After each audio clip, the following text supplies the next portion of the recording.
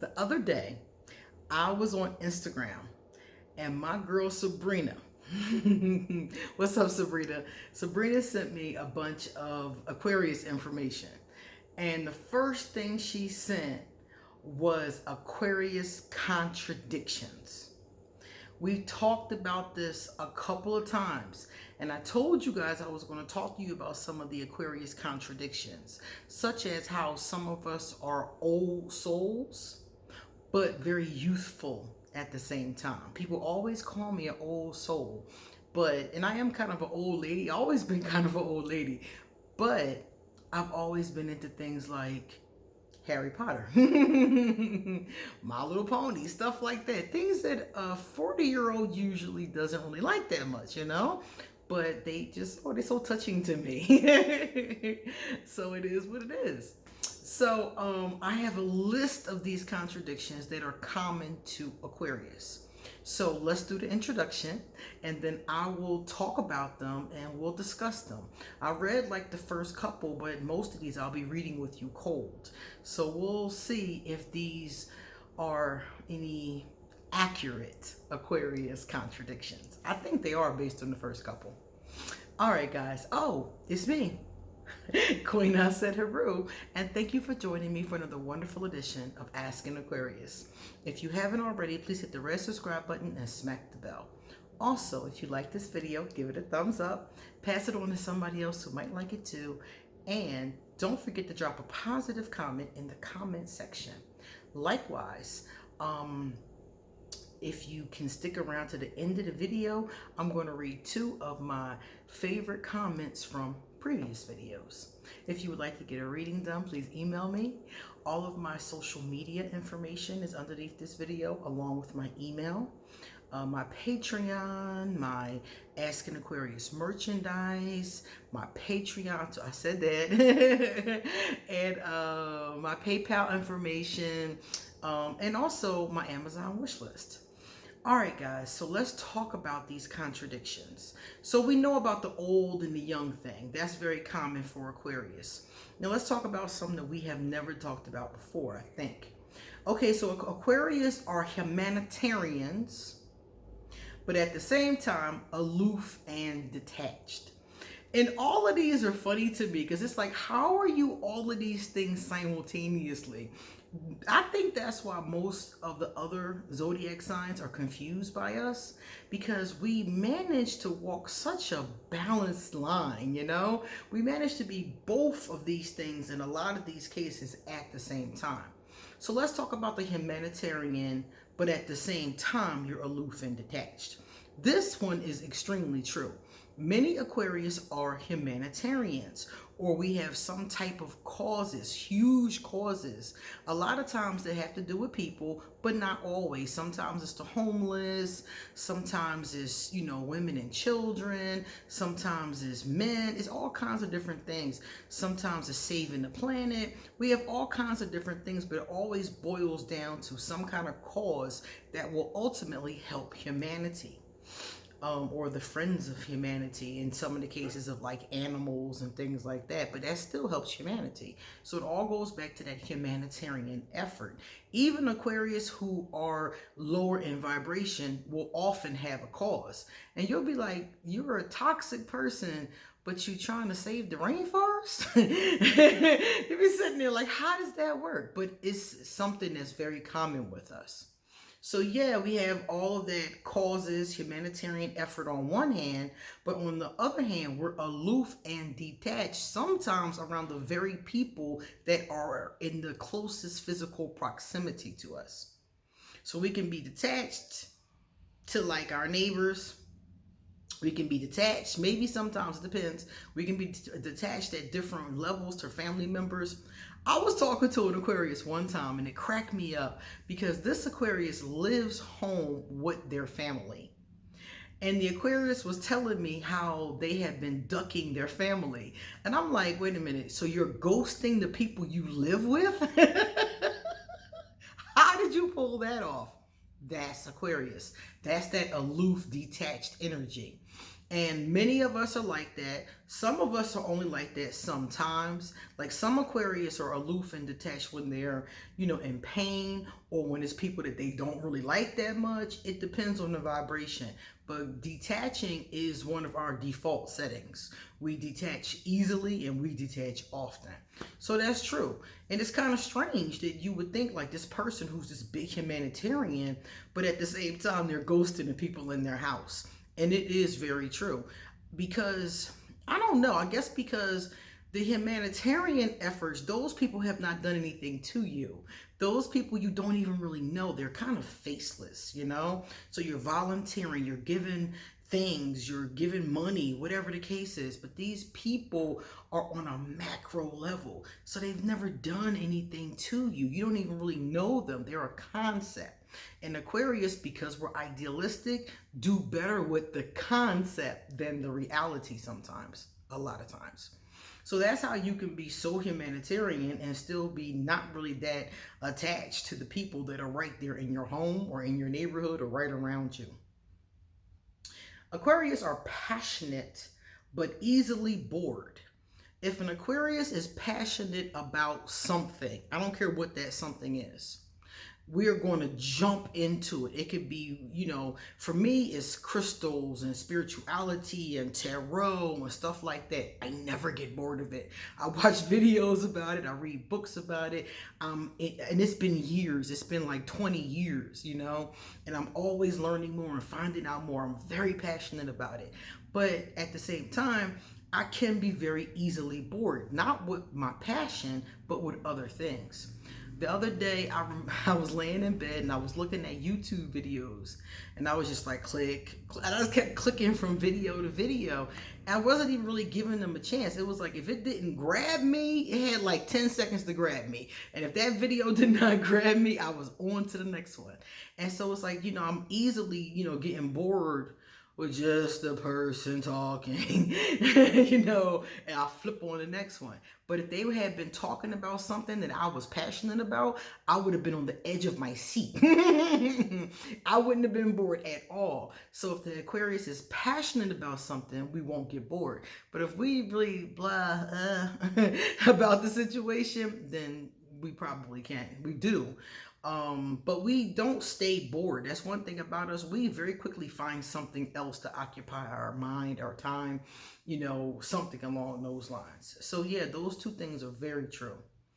The Aquarius is very calm, but very wild. Yeah, it depends on the situation. I am very calm at this point in my life. I'm an old lady, y'all. It is what it is. I'm not that old per se, but I'm older, and I'm very calm at this point. I'm pretty much in the house. I work, I rest. I'm chilling most of the time.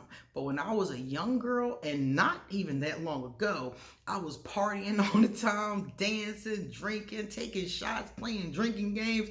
At a point in my life, more when I was younger, I was at my wildest. As I got older, I noticed I just started to quiet down. And I think this probably happens with a lot of people. But for an Aquarius, it's a big contradiction, because we go from being so on, so wow, to really calm.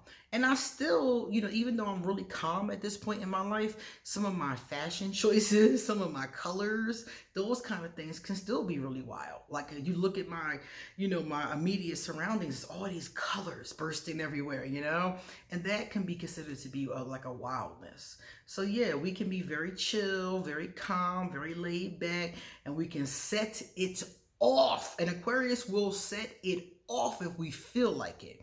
With Aquarius, all of these things are based on our mood. That's the one thing that's very important to know about Aquarius. It's all based on how we feel. And Aquarius can be inspiring, but sometimes uninspired. That's true, because we usually are inspiring. People find a lot of us anyway, our speeches or our conversations. I've done a lot of motivational speaking over the years, sometimes one-on-one, sometimes small groups. Sometimes I've been asked to give speeches over the years, and that's why some people find me to be inspiring. I'm not usually uninspired though. I usually have a great deal of creativity and inspiration, but there are times when I don't have any. I can't even move. I'm just flat. My creativity is gone, but that's not the norm. That's just sometimes situationally. So some other Aquarius might feel that way a little bit more often than I do. Experimental versus stuck in their way. Oh my God, so true. I am a very experimental person. All my life, I've experimented with things. Probably some things I shouldn't have experimented with, but I've always been open to trying things. Like, okay, I don't have to commit to it, but I can try it, right? So I've always been open to experimenting with trying things, seeing how things work. Aquarius are very like, a lot of us are like detectives, or we're into like inventions and things like that. So it doesn't bother us to try things to see what works, even lifestyles or different spiritual systems or different ways of life. We're very open to experimenting. But once we find something that works for us, it's very hard to get us to try something else. Once we're stuck on something that we really, really like for me, it's music. I listen to the same music. I've probably listened to the same songs for like the past 40 years. Literally. Because I remember like being a little girl, and some of the songs I heard on the radio as a little girl are the songs that I have on repeat now. So I'm very stuck with my music. Only every once in a blue moon, somebody sends me a song and I like it. Most of the time when people send me songs, I don't like them. I don't know what it is. It's like, it has to touch me in a certain kind of way. And these songs, the ones that I've accumulated, touch me. And those are the only songs I really want to listen to. So when an Aquarius is like find something that works for them, they're stuck with it. Like sexuality, I was open to dating, men, women, doing different types of relationships, all kinds of things. But then I realized that women really work for me, so I'm stuck right there. I can't even look at a man like that. Like, I do think some of them are attractive, and I've said this before. I'm like, oh, certain guys are really attractive, like Obama. Oh my God, Obama is so cute. But but it's not the same vibration. So I know what works for me. So I'm very stuck on that energy. I'm very like, I can't even think about another energy. But one of my friends said to me, she said, well, you should open your horizons. You should just date different kinds of people from different cultures. And I was like, I'll date different women from different cultures, different creeds, different backgrounds. I don't care, age groups, as long as she's of age, of course. I would date a younger woman, like a woman that was like maybe 30, and a woman that might be like 55, like older than me. I have that kind of openness, but it's got to be a woman. So I'm stuck because this is what works for me. This is what I like. This is what I'm into. And when you try to be like, well, what about him? I'm like, I don't even want to talk to him. I don't even want to consider him. Let's just, high five, dude. Yeah, yeah. And that's it. So I am very stuck in those ways, and a lot of Aquarius are like that. Let's see the next one. The last contradiction is Aquarius are reliable but unpredictable. Aquarius are reliable. If I tell you I'm going to do something, even if I don't want to do it, I'm going to do it because I told you I was going to do it. And we are also unpredictable because that's just what I told you. I didn't tell you everything. You could wake up and your Aquarius could be packing your bags and you'd be like, what are you doing? Oh, we're going to France. We're going to France. And the Aquarius done booked the trip, planned everything, got you off from work and everything. And it's time for y'all to wash up and get dressed and go to the airport. Very unpredictable in that kind of way. A whim or a breeze, something can just fly by me and I'd be like, I'm going to do this. Now, most of the time, I have the same exact routine, but sometimes something will happen and I'll be like, I don't feel like my routine today. I don't feel like doing it. I'm gonna go do something else. That's that unpredictable energy. But the reliability is, yes, I'm going to do exactly what I said I was going to do. Most of the time, I'm going to follow my routine. It's just those times when I don't feel like it, here comes that unpredictable energy. You see? So this is true too. So out of all of these, I must say that all of them are true. The only one that for me isn't very true is the inspired one. Inspiring versus uninspired. I am inspiring to some, but I'm rarely uninspired. But I do know that some Aquarius, other than myself, do struggle with this. And when I was going through depression, oh my God, when I went through depressions, I wasn't inspired at all. I didn't want to do anything. I just wanted to sleep. So during that time period, that definitely would have been true. So let me know if you or your Aquarius has these contradictions going on. It's so funny. Aquarius are really funny to me, I swear. All right, guys, now we're going to look at some positive comments. The first one came from Nicole Henderson. Hey, what's up, Nicole? My girl. Nicole said the people who sent these to you are definitely on point.